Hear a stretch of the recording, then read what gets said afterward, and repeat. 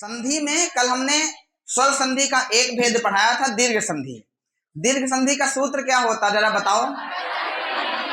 अकः सवर्णे दीर्घ, यही होता है ना। कितने पद हैं इसमें? एक अकः सवर्णे एक दीर्घ। अच्छा, इसमें जो अकः है इसका मतलब क्या? अक प्रत्याहार। वो अक प्रत्याहार में कितने वर्ण होते हैं? कौन कौन से? आ ई उ री ली। सवर्णे माने किसके समान? पहले वाले के समान। जो पहले वाला वर्ण होगा उसके समान, मतलब अक के समान। और दीर्घा माने दीर्घ वर्ण। दीर्घ वर्ण का मतलब बड़ा वर्ण। जैसे मान लो पहले वाले शब्द के अंत में आ गया, बाद वाले शब्द के आरंभ में भी आ गया, तो ये दोनों मिलकर बन जाएंगे बड़ा आ। अब इस आ को कहते हैं अकः, इस आ को कहेंगे सवर्णे, और इस आ को क्या कहेंगे? बस यही दीर्घ संधि हो गई। आपको पता होगा कि संधियों के जो सूत्र हैं संस्कृत में बताए गए हैं, वो संस्कृत में संधि की परिभाषा है, ऐसा मान के चलना है। हिंदी में तुमको लंबी चौड़ी परिभाषा देखने को मिलती है, उस परिभाषा को पढ़ते हो, याद करते, जो भी करते, संस्कृत में परिभाषा नहीं मिलेगी, सूत्र मिलेंगे।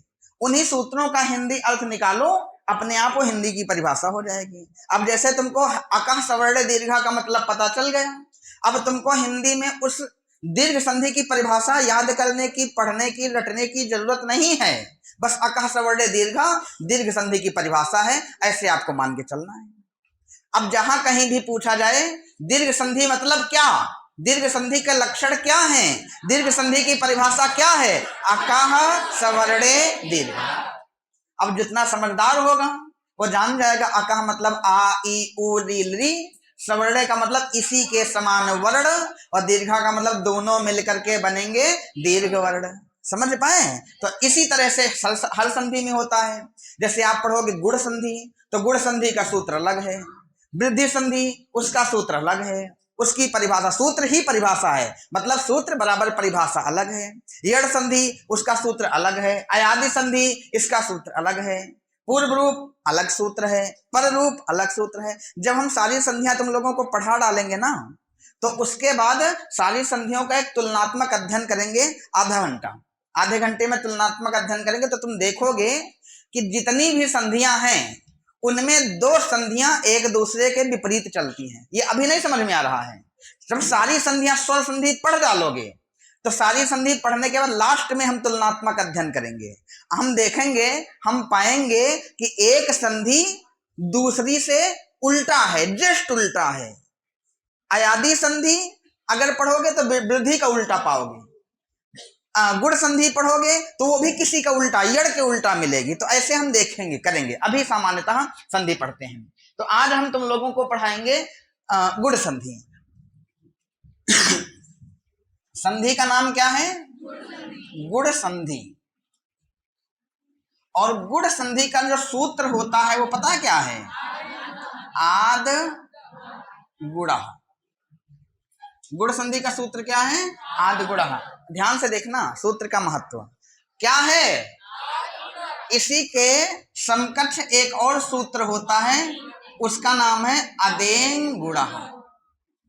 अब जब कभी देखो दोनों लगभग सेम लगते हैं, है नहीं, केवल देखने में लगते हैं। इसमें भी पीछे गुणा है, इसमें भी पीछे गुणा है। जब कभी आपसे पूछा जाए कि गुण संधि का सूत्र बताओ, तो तुम किसको मानोगे, अदें गुणा को कि आद गुणा को? आद गुणा को बताओगे गुण संधि का सूत्र, अदें गुणा नहीं।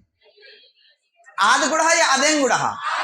तो अदें गुणा क्यों नहीं? अदें गुणा कैसा सूत्र है फिर? एक लड़के से मैंने पूछा कि क्या तुमको संधि के सूत्र पता है? तो उस लड़के ने जवाब दिया नहीं, सूत्र नहीं पता है, लेकिन पेपर में क्वेश्चन आता तो हम हल कर ले जाते हैं। तो हमने कहा जब तुमको पता नहीं यार तो हल कैसे कर ले जाते हो? तो उसने कहा ट्रिक से। हमने कहा वाह, संस्कृत में ट्रिक, हमको भी बताओ, हम भी जाने। कहा देखिए गुरुजी, जितनी भी संधियों के सूत्र हैं उन सूत्रों में उस संधि का नाम छिपा है। हमने कहा कैसे? कहीं दीर्घ संधि का सूत्र होता है अकः सवर्णे दीर्घः, इसमें देखो दीर्घ का नाम छिपा है। गुड़ संधि का सूत्र होता है आद गुड़ा, इसमें देखो गुड़ छिपा हुआ है, ऐसे उसने बताया। यड़ संधि इको यड़ची, इसमें यड़ाची लिखा हुआ है, यड़ छिपा हुआ है। हमने कहा वाह, ये तो बहुत अच्छी ट्रिक है। तनिक गुड़ संधि में आओ, आद गुड़ा लिख दिया, अदेंग गुड़ा लिख दिया, कहा अब बताओ कौन सूत्र है सही है इसमें, दूनों का नाम छिपा है। तो जब ट्रिक से हम अगर ऐसे पढ़ें कि हमको संधि के सूत्र ना याद करना पड़े, संधि के सूत्र ना याद करें, हम खाली ये देख करके संधि के सूत्र को टिक कर दें कि पीछे नाम छिपा हो, तो यहां तो कंफ्यूजन हो जाएगी ना। 5 साल हम भी कंफ्यूज रहे इन्हीं दोनों सूत्रों में कि कौन सा गुड़ संधि का सूत्र है। कभी हम आद गुड़ा को मान लेते थे, कभी हम अदेंग गुड़ा को मान लेते थे, उसी ट्रिक के आधार पे कि गुड़ा पीछे छिपा है तो गुड़ संधि है, लेकिन ऐसा नहीं है। दोनों गुड़ा छिपा है, लेकिन इसका मतलब ये थोड़ा ना है कि दोनों गुड़ संधि का सूत्र हो गया। संधि का सूत्र एक है। इसी तरह वृद्धि में भी पाओगे, वृद्धि संधि पढ़ोगे तो 2 सूत्र मिलेंगे, वृद्धि रेच और वृद्धि रादैच। गलती से इस ट्रिक से ना याद करना, उन्हें तो वृद्धि संधि में और गुड़ संधि में आके कंफ्यूजन बढ़ जाएगी। अब सुनो ध्यान से, ये आद गुड़ा गुड़ संधि का सूत्र है, और जो ये अदेंग गुड़ा है वो गुड़ संज्ञा का सूत्र होता है। संज्ञा माने जानते हो क्या होता है? संज्ञा माने नाम। बचपन में हम लोग पढ़ते थे कि किसी वस्तु, स्थान, प्राणी अथवा भाव के नाम को संज्ञा कहते हैं। अंग्रेजी में इसी तरह करते थे। ए पर्सन करके एक लंबी सी लाइन होती थी, उसको याद करने में 3 दिन लगता था, और तो बड़े होने के बाद पता चला कि संज्ञा का एक का अर्थ है नाम। संज्ञा बराबर नाम, चाहे किसी वस्तु का नाम, चाहे किसी स्थान का नाम, चाहे किसी प्राणी का नाम, चाहे किसी भाव का नाम, और चाहे किसी का नाम, संज्ञा होता है। तो गुड़ संज्ञा का सूत्र है अदेंग गुड़ा, और गुड़ संधि का सूत्र है आद गुड़ा। ये तुमको बताएगा, आद गुड़ा तुमको बताएगा कि गुड़ संधि कैसे करेंगे, और ये सूत्र बताएगा कि गुड़ किसे कहते हैं, गुड़ किसका नाम है, गुड़ है क्या। अच्छा, कोई जानता गुड़ क्या होता है? गुड़ क्या होता है बताओ। अच्छा, 2 शब्द हैं, एक है गुड़ और एक है गुण।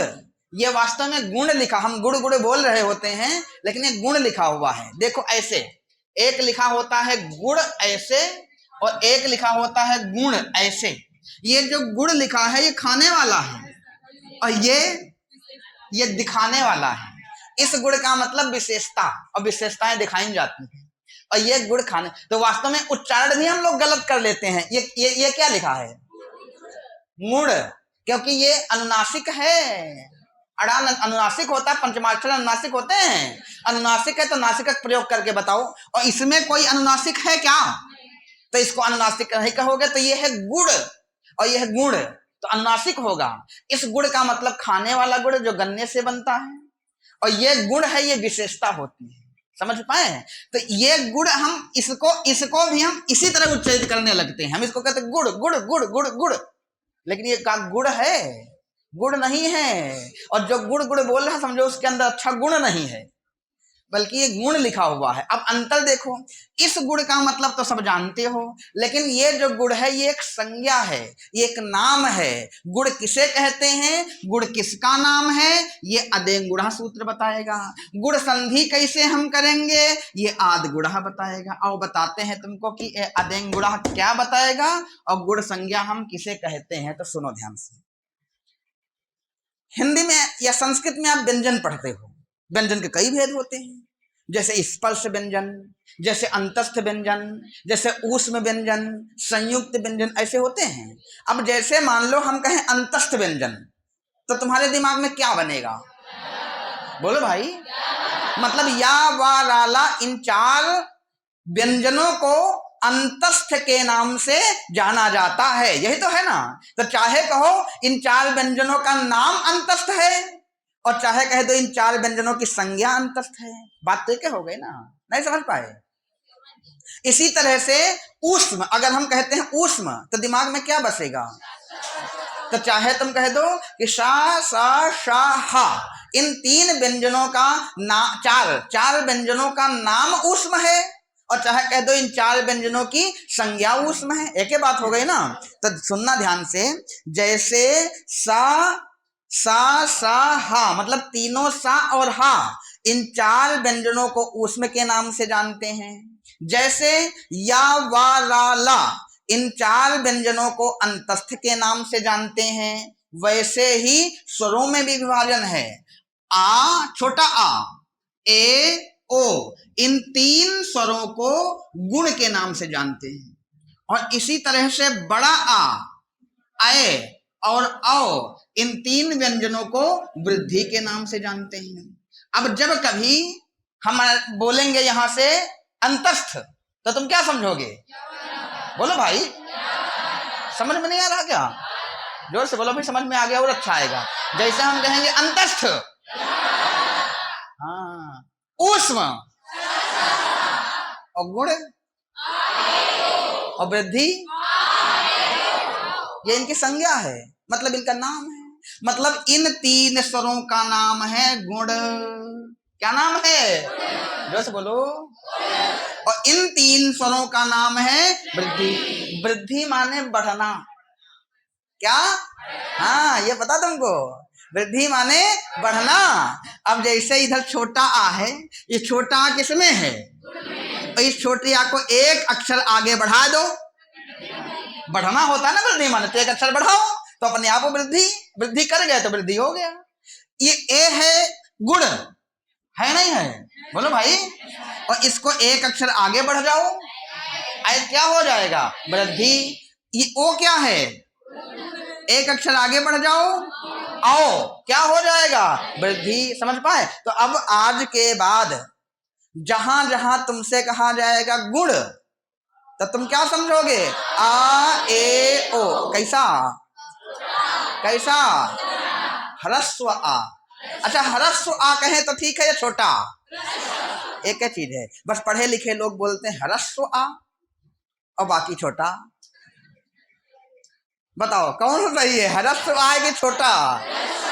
एक कवि सम्मेलन में गए, तो कवि सम्मेलन में जब गए, दूर जाना था, बस से उतरे, तो जहां कवि सम्मेलन पे जाना था वहां के रास्ते के बारे में एक दुकान वाले से पूछ लिया कि भैया हमको कवि सम्मेलन जाना है, क्या यही रास्ता गई है? तो दुकान वाले ने कहा औ का मतलब हाँ गई है, औ का। आगे फिर पहुंचा, रास्ता मुड़ी थी, वहां से दूसरे दुकान वाले से पूछा कि भैया कवि सम्मेलन में जाना क्या यही रास्ता गई है? तो उसने कहा जी हाँ। तो कवि खड़ा हो गया, उसने कहा अबे पिछले दुकान पे पूछा था कि यही रास्ता गई क्या? तो उसने कहा था औ का। और आपसे पूछा कि यही रास्ता गई क्या? तो आपने कहा जी हाँ। तो ये औ का और जी हाँ में अंतर क्या है? तो उस दुकान वाले ने कहा पढ़े लिखे लोग जी हाँ बोलते हैं, और जो पढ़े लिखे नहीं होते हैं वो औका बोलते हैं, दोनों का मतलब एक ही होता है। तो कभी महोदय उस दुकानदार से कहा इसका मतलब आप पढ़े लिखे हो? तो दुकानदार कह रहा औका। तो उसी तरह से यहां भी है, समझ पाएंगे नहीं? तो ह्रस्व आ यदि छोटा आ